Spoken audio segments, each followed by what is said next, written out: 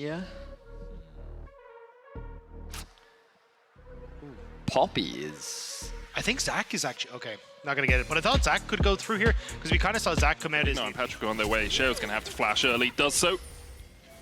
Juhan's still coming across. They can still chase. Juhan flashes forward. There's the grand entrance. And there goes Sheo, sent back in a body bag. What's better than 3-man mid? Well, it's 4-man mid. They just brought Patrik along. Big ulti committed, though, from Juhan. And Adam doing a good job of weathering the storm. Couldn't quite connect the tower there. Sorry, connect into the wall from the Antonio. And his trades are very nice. Adam getting very, very low. Juhan still hovering around, but this time Sheo's in a position to stop it. Yeah, has the wall to try and zone people off if he wants to. Juhan going to spot him here. Immediately going to back away, but I don't think it's the end of the world for Juhan unless he gets caught here. That's the Weaver's wall.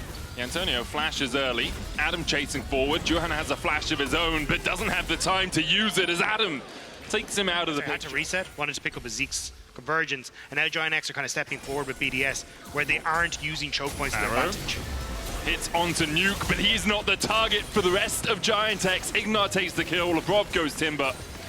A seismic shove out by Sheo will take a chunk out of Juhan's health bar, but players towards top. But you are only one on the bottom side, and you still have the Tristana on the top end, so I don't like the TP. I was going to say you just match the trade, you still have Rift Herald, but Adam now thinks he can clear out the wave.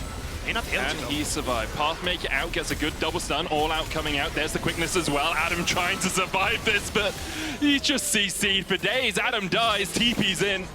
Nuke is on this bottom side, not really in a position to follow up, and his tanks have had to go protect each other, so no real frontline for Ice means that his ult is going to fade, and now GIANTX feel comfortable to re-engage. There's the quickness. Ignar immediately jumps onto Labrov. The Weaver's wall coming out. Twisted advance saves Labrov for a second. The GIANTX have already felled the tree. I think there's a window where Nuke can secure that bot tower, but Jackie's is... Oh, thought Jackie's were going answer. Very scattered situation here for both teams. BDS still want to contest. Adam on that front line, Pathmaker immediately into the steadfast. But like, what? Like, GIANTX collapsed well, but BDS were just trying to pincer without any claws. Yeah, I don't understand what's happening. You've got Jackie's just playing hyper-aggressive. Now he's got Ignar and Juhan here, and now they're going to catch Labrov. Labrov gets a good knockback with the Bramble Smash, but the quickness will still lock him in place. Nature's Grass used for a bit of disengage. Patrik has to flash across the wall. Ice with the lightning crash, looking for the damage. Jackie's caught in the midst of them all, but the Soul Unbound will get him to safety. Antonio on the backline now going forward, knocking Adam down to half. Already Labrov has fallen, and BDS once again just don't quite have the damage. GIANTX walk away wounded. The Antonio stepping a little bit too far away from his team, and Nuke's on the chase. The red buff mid-wave, they would like to use this mid-wave to potentially look for the mid lane tower, which is why GIANTX have to stay around this Baron. They may need to start up to pull BDS in. Patrik beginning to put the damage down onto Labrov, who no longer has a flash. Glacial Prison behind, the fate sealed, and the game perhaps sealed as well for GIANTX. Labrov is already down. Alongside him, Sheo will join him in the dirt. GIANTX now have to fight into Nuke and Ice, who are doing everything they can to turn around the 2v5. Jackie's goes in, he's busted back. Ice is low, but now Nuke can hop, skip, and a jump forward. A 2v5 for BDS. What just happened? It looks like... Next will start off the Baron. Jackie's is low, but he can TP back in. The Nature's Grasp a possibility for Labrov. No summoners really, apart from Sheo, who has his flash. Oh, Jackie's that's huge. Can't get away. Nature's Grasp going in, takes the blast cone.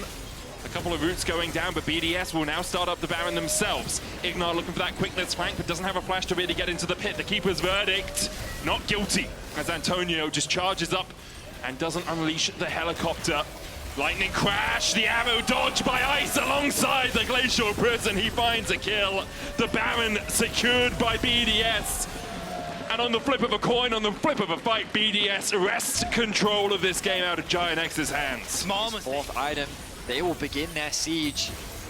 It's been a difficult series for both sides. BDS, they forced the ultimate out from Jackie's. It's huge, no threat really from Jackie's on the backline now. Doesn't have the flash, can unbind his soul, but doesn't really have the option to get in there. Weaver's wall down as Juhan gets on the right side of it, but the tower already down, the inhibitor short to follow for BDS. They'll move their way towards the mid lane. Patrik just coming out of base. Antonio trying to get out of this. Keeper's verdict going down. Sheo has a Banshees, and once again, it's just a helicopter for naught.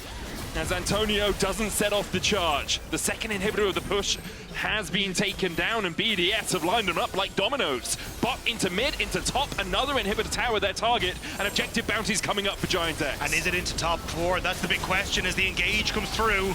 Pathmaker in, soul unbound, but Jackies doesn't even have a chance to snap back as he's snapped out of his body. Sent packing to the fountain as BDS begin to open up. Patrik and Ignar low. The third inhibitor of this push is going to fall. A minute and a half left on the Baron, and all on a knife edge. This entire series could have gone either way, but in the end, it's BDS's day. Juhan trying to tank up on that front line, but Ice still healthy enough to open up the big guns. The second Nexus tower falls, and BDS have a date with the top 4.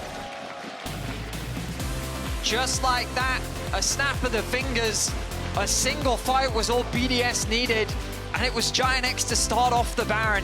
They punished them for mis-executing, and while GIANTX was in a position to turn that game in their favor, Might be able to squeak out a win, so I think a lot of question marks are in the squad.